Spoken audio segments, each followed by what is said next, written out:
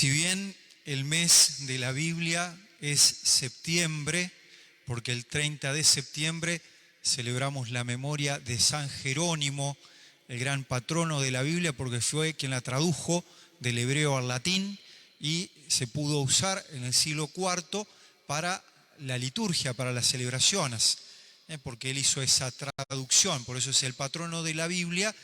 Y como se celebra su día el 30 de septiembre, septiembre es el mes de la Biblia. Sin embargo, el Papa Francisco también ha querido establecer este tercer domingo del tiempo ordinario como el domingo de la palabra de Dios. La palabra de Dios que para los católicos está contenida en la Biblia, en la Sagrada Escritura, pero también en la sagrada tradición de la Iglesia. Hay muchas verdades en las que creemos los católicos que no están de manera explícita en la Biblia.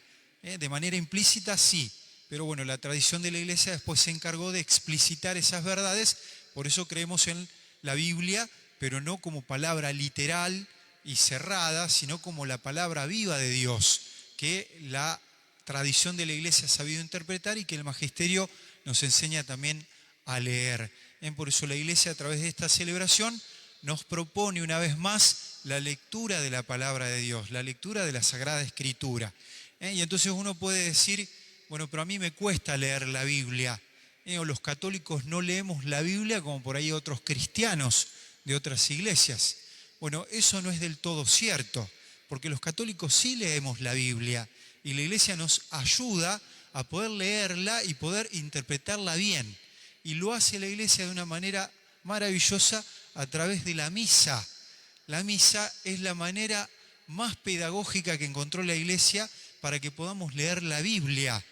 Y la Iglesia, después del Concilio Vaticano II, en la década del 60, se tomó el trabajo de confeccionar leccionarios, que es este libro que entró antes de las lecturas, y que el leccionario contiene toda la palabra de Dios, contiene toda la Biblia y está ordenado para que podamos leer toda la Biblia en las misas. Y está ordenado de tal manera que las personas que van a misa todos los días, de domingo a domingo, en 2 años leen la Biblia. Quien va a misa todos los días, en 2 años lee la Biblia, porque se va leyendo la palabra de Dios a lo largo de las misas. Y quien solo participa los domingos de la misa, en 3 años lee la Biblia. Así que con la Iglesia vamos leyendo la palabra de Dios en cada misa. Por eso es tan importante este momento de la misa que se llama liturgia de la palabra, que nos ayuda a alimentarnos de la palabra de Dios y prepara nuestro corazón para luego poder recibir el pan de la Eucaristía. Y la Biblia es un libro maravilloso. Biblia significa biblioteca. Viene del griego biblos y significa biblioteca porque en realidad es una colección de libros. Son muchos libros que corresponden a distintas épocas de la historia del pueblo judío. Muchos de ellos, los más antiguos, son del siglo V a.C., los libros del Antiguo Testamento.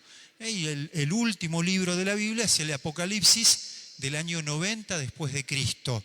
Y entonces toda la Biblia, que es una biblioteca, no tiene más que un solo tema, y es la historia de la salvación, el amor de Dios para con la humanidad y la búsqueda de rescatar al ser humano. Por eso el gran tema de la Biblia es Jesucristo, que va a ser quien realice la salvación del género humano. Cristo es la palabra constante que está presente en toda la Biblia. Y uno puede decir, ¿cómo? ¿Y el Antiguo Testamento habla de Cristo? Por supuesto, como profecía. Lo anuncia como al Mesías que va a venir. Está en el Antiguo Testamento, como decía San Jerónimo, Cristo está latente en el Antiguo Testamento y queda patente en el Nuevo Testamento. Pero Jesucristo es el gran tema de toda la Biblia. El Antiguo Testamento lo profetiza y el Nuevo Testamento lo presenta como el Mesías que viene a redimirnos. Y entonces, en la lectura de este domingo, tenemos ese modo pedagógico que tiene la Iglesia de hacernos leer la Biblia. En la primera lectura está el pasaje del libro de Isaías, que es una profecía. El libro de Isaías tiene esa profecía que dice tierra de Neftalí, tierra de Zabulón, Galilea de las naciones. El pueblo que estaba en las tinieblas vio una gran luz. ¿Qué es Neftalí y Zabulón? Son dos hijos de Jacob, el gran patriarca que tuvo 12 hijos, y esos 12 hijos establecieron las 12 tribus de Israel que constituyen como las provincias del pueblo judío. Como nosotros tenemos Mendoza, Córdoba, Santa Fe, el pueblo judío tenía provincias que correspondían a cada hijo de Jacob. Cada hijo de Jacob estableció una tribu y dos de esos hijos eran Neftalí y Zabulón. Que en la historia del pueblo judío, esas provincias judías se corrompieron, se alejaron de Dios y se llenaron de paganos y de tradiciones paganas. Por eso para la tradición judía, Neftalí y Zabulón eran consideradas como provincias corrompidas. Bueno, el profeta Isaías anuncia esas provincias que consideran corrompidas, manchadas, marginadas, van a ser el foco de la luz. Desde esa oscuridad va a brotar la luz que va a iluminar a toda la humanidad. Desde ahí saldrá el Mesías.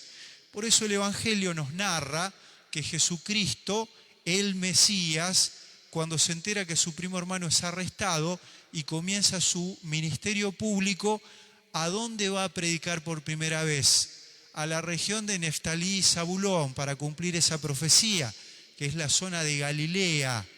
Y en esa zona que se consideraba corrompida comienza el anuncio del Evangelio, porque Dios nos hace ver que su modo contradice nuestro modo de pensar. Lo que nosotros despreciamos y consideramos como lo peor, el Señor lo toma para empezar la salvación.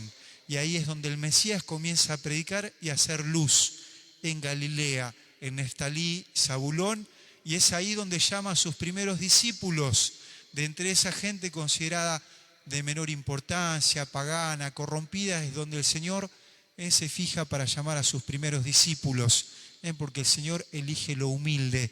Lo que el criterio humano desprecia, el Señor lo toma para obrar la salvación. Y entonces vemos cómo el Evangelio ilumina este pasaje del Antiguo Testamento, esta profecía de Isaías que se cumple en Jesucristo. Que entonces Jesucristo, que es la gran luz que vino a iluminar al mundo a través de su palabra, nos ayude a nosotros a iluminar nuestra vida con la palabra de Dios y que nosotros podamos a su vez ser luz para los demás con nuestro testimonio y con nuestras buenas obras. Ave María Purísima.